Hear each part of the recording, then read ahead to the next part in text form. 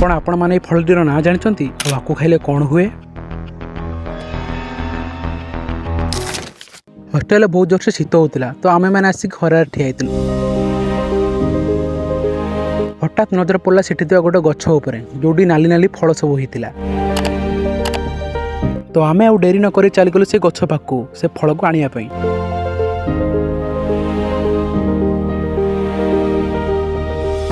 ବହୁତ ଚେଷ୍ଟା କଲା ପରେ ବି ସେ ଗଛରୁ ଫଳ ଜମା ପଡ଼ୁନଥିଲା।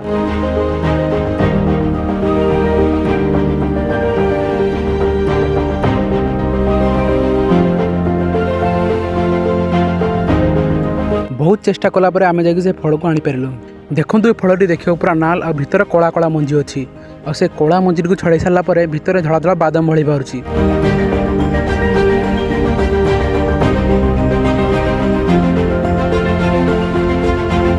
ଫାଇନାଲି ଆମେ ଫଳ ଆଣି ଆସିଛୁ ଆଉ ହଷ୍ଟେଲକୁ ଧରିକି ପଳେଇ ଆସିଛୁ।